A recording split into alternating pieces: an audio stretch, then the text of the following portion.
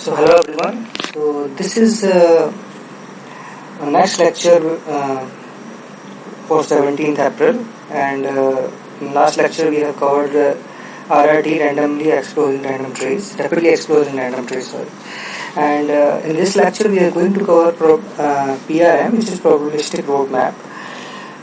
So here is another example of an algorithm that falls in the same category of stochastic motion planning. And this one is called probabilistic roadmap or PRM. Let's again draw ourselves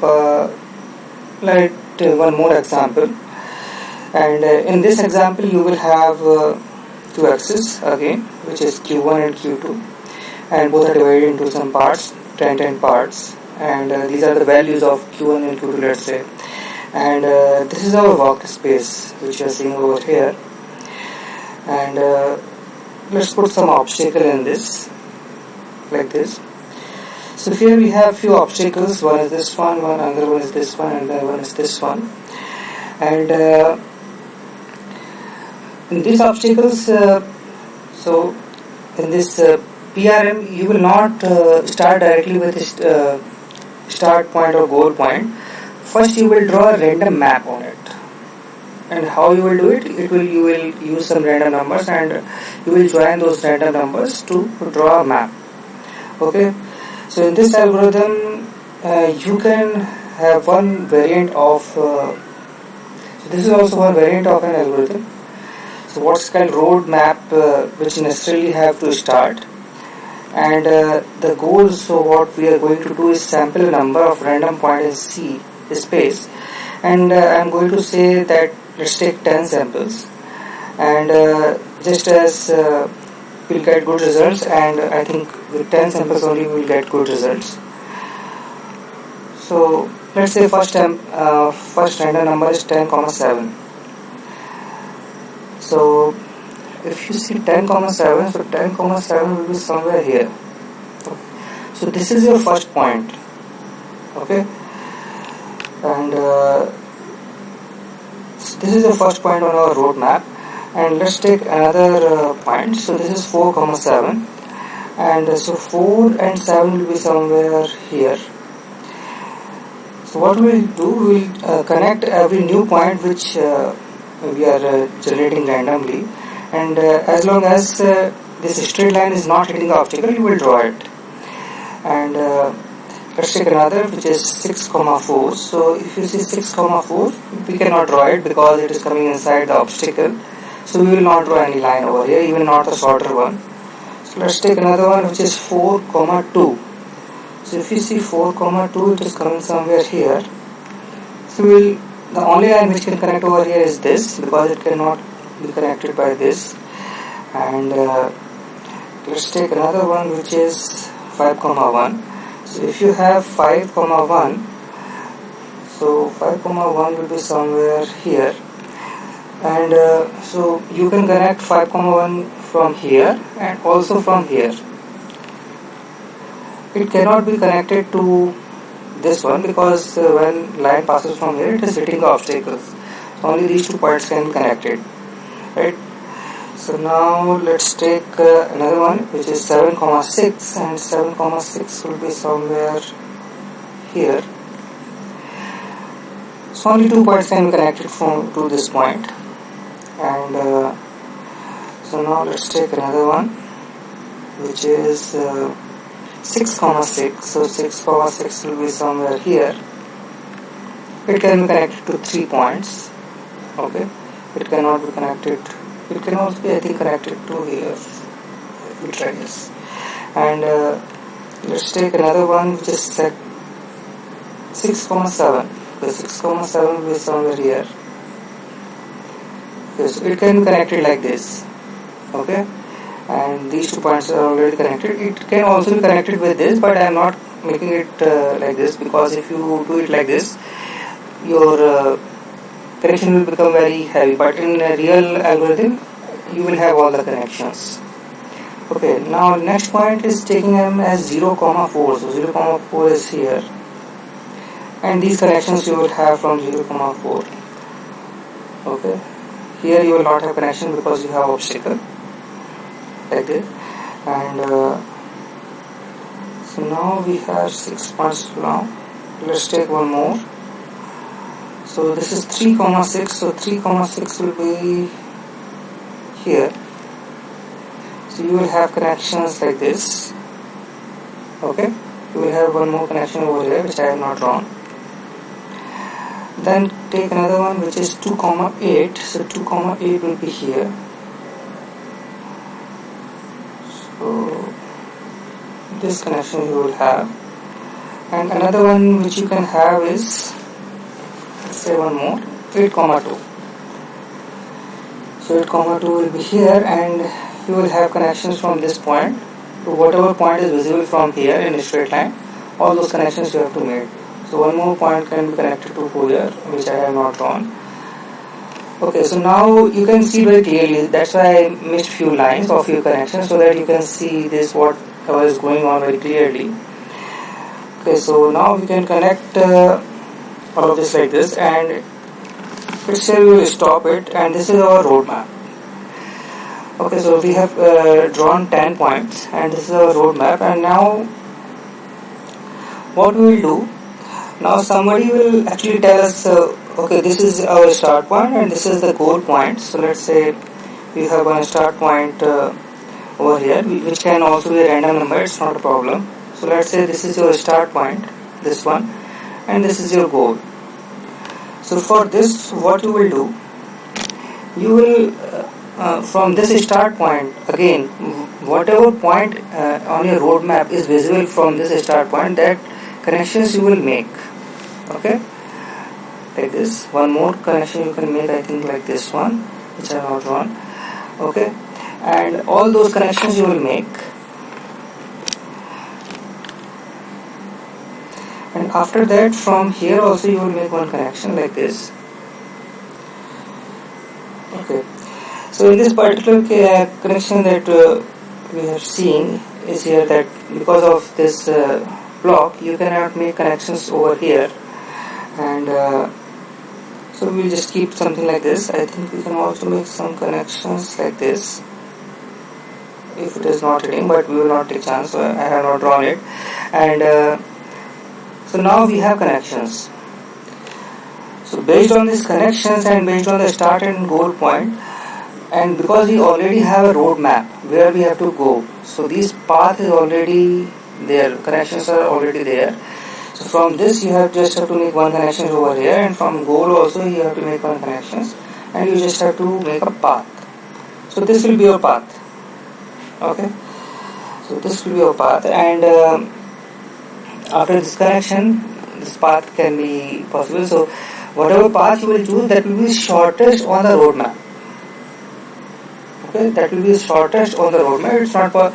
It may be possible that it's not shortest by distance, but it's on the roadmap. It could be shortest. Okay.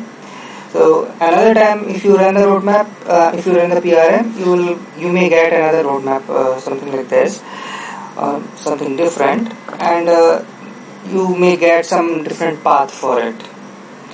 So let's take another goal. So this is your goal. Again, you have to make connections somewhere here like this. Okay, and sorry, and this will be your path. So this will be your final path. So here we can see that roadmap is fully connected, and if your obstacles are really difficult, that your roadmap has two completely separate components and you cannot get from one place to another place, then what you have to do, you just cannot hop on the roadmap, right? You cannot get the connection. So what you will do, either you will not get connection on start or at the end. In that case, what you have to do, you have to just run this continuously. You will not take 10 points. You may increase the points till you will get very good amount of roadmap, and then you will do it. Then you will get the path.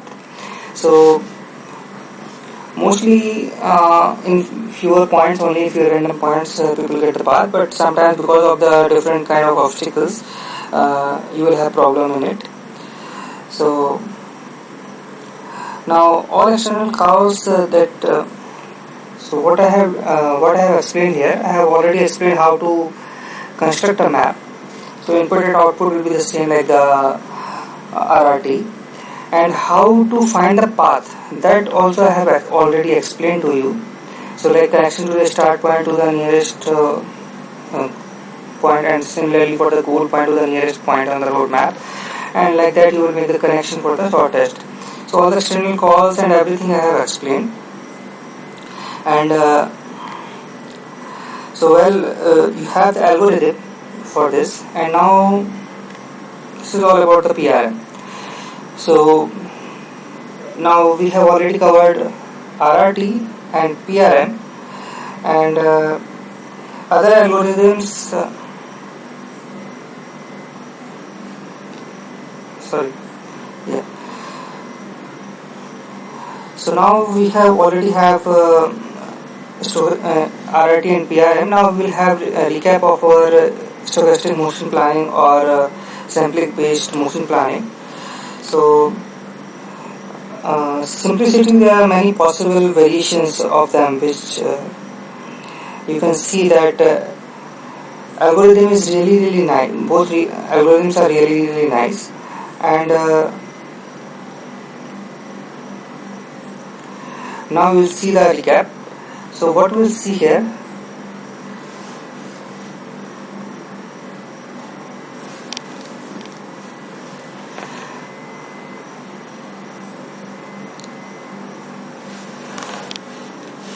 okay, in both the algorithms you will have many variations, and some possible have implementations in different possible ways. So depending on what kind of robot and what kind of planning you want to do, you can have RRT or PRM. So both the algorithms have the ability to quickly check if at any point in C space is legal or not. So what does this mean? It means that you know that the point which you have selected, if you choose that point, the path you will have some obstacle or not. So in both the RRT and PRM, you have avoided the obstacles. So obviously in path you will not get any obstacle, or you will have clear path. So this is the first point, is that really the only thing which is very important for both stochastic motion planning algorithms, both the algorithms. But theoretical characteristics of many of these algorithms is that they are what is called probabilistically complete. So theoretically, if a path exists from the start to the goal, the algorithm will find a way to. This algorithm will take some time to complete or to make a map of different paths in some finite time. So probabilistically you will get a map in finite time, but in some cases it doesn't guarantee that you will get a path. You get the path, or in some cases it also doesn't guarantee whether you will get the path in some finite time. In worst situation, you will see that in some cases you have it will take very long time. It depends on what kind of obstacles you have. It will take very long time to determine which path to follow, and sometimes it happens that it is even longer than the exhaustive search. So if you are so if you are searching something exhaustively by manually, sometimes it happens you get it earlier than your computer. So it's possible that in some cases you will have this thing, but in practice, if you come to these algorithms, you will see that these algorithms are very effective in very high dimensional spaces. So if you have 6 degrees of freedom, if you have 7 degrees of freedom, then or even more in general, a motion planning, or you're searching for a path with those robots from start to goal you want to go in presence of obstacles, then using these algorithms you will perform really well developed path which you can follow and you can avoid the obstacles. But the problem with these algorithms, there is one more problem, that you do not have a guarantee of quality of the solutions. What quality of the solutions mean? That the path, whichever path your algorithm have generated, it may be possible that it is not the shortest possible path. So your algorithm is generating some path, it is generating a path, but it's not guaranteed that that path whichever is generated is the shortest one. For example, in last slide we have seen here, maybe we can go here directly, but because we are using PRM, we are following this path. But if we go directly to here, that will be the shortest path, but your PRM algorithm is not giving you the shortest path. So you don't have any guarantee that the path whichever you are following is the shortest one. Similarly, let's say you have some obstacle and you cannot connect directly from here to here. So, but after here, you can have connections direct, right? You don't have to go here and then move like this. So, like that, you will not have shortest. So, you will not have the guarantee. But in practice, what we often do, or what people can do, that because of these zigzags and all those zigzag paths or branches you are having in your map, because of which you are having the longer path or not the shortest path, people try to do in practice what they do, post processing. So in post processing, you will take the raw map and you will see that is it possible that you can connect some points on the PRM directly. So if you connect those points directly, skipping the intermediate points, and if it can shorten your path, then you can choose it and you can apply it. So in post processing also you can do that. But after post processing also, it's not guaranteed that path will be the shortest, because whatever map is generated, you can connect points on that map only. You cannot create another branch or another road map on it. So that's why after connections also, after removing the zigzags also, just skipping few points in between, what you can have is little bit shorter path or better path than the path which is generated by using both of these algorithms. So this is also one thing which we have to see. Okay, so now I am going to move to the. So this is all about the both of these algorithms. So now I am going to move to all the recap of. Okay.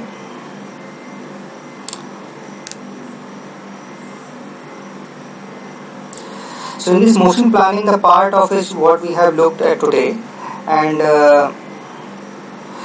we phrase the general motion planning problem as this idea of searching for a path from a start point to the goal point, from current configuration of a robot to another configuration of a robot. So obviously that whatever we have covered till now, we can also apply for mobile robots very easily. So because mobile robot just have to go from one point to another point, and if you have obstacles, the robot must avoid those obstacles, and if you will see that problem will be faced in both the cases in similar way. So same for mobile robots and same for articulated arm. But mobile robots, you will see it is working mostly in the task space, and configuration space is also very relatable in task space if you work in mobile robots. But here in C space, you will see that configuration space will be very, very complicated for robot arm. So these are the two differences that we have seen in mobile robots and robot arms. Even though a description for the mobile robots and how you will plan the path is not yet covered, we will see in the next lecture. And so once you think about the problem in C space for robot arms and then for mobile robots, you think about it in Cartesian space, and then motion planning becomes really the same problem of finding a path from start to goal, right? But then the way to solve the problem to the cases started by the nature of the work with mobile robots versus the mobile arm, the space that you are searching in which Cartesian space tends too low, dimensional, and for robot arm it will be high dimensional, right? But if we come to dexterous arms, C space, mostly I am talking about the manipulator arm, high dimensional and translating obstacle outline you will see. It means if you want to translate the obstacles in of these high dimensional in C space, it will be very very difficult, or it will be hard. If you have more number of arms, more than 6, more than 7, then you will have problem in visualizing it. So that's why we have seen two algorithms which is based on sampling motion based algorithm, and based on random exploration in C space you can have point queries, and based on the point queries you can plan the path. So I have told you PRM and RRT algorithm, and that those both the algorithm you can also apply to mobile robots. It's not a problem, and very common solutions for motion planning for robot arms with many joints is the family of sampling based algorithm that we have seen, right? So they share a couple of very interesting characteristics, finally relying on ability to sample random locations in configuration space, and the randomness which they have is made it possible to have some path to avoid the obstacles. So here you don't need actual representation of the obstacle in this configuration space in the algorithms, and if you have sample a particular point in configuration, you just need some point, and you just have to check whether the point is valid or legal in this space or not. And if that point is legal, obviously you can go over there. So both of these algorithm somehow is giving the same idea about it. Okay, so now in the next lecture we will see how mobile robots works, and what kind of planning we can use. Obviously these two path algorithms we can use in mobile robots, but in next lecture we will see some one or two different kind of algorithms that you can use for specifically for mobile robots. So that's all for this video, and in next video we will start new topic for mobile robots. Thank you everyone.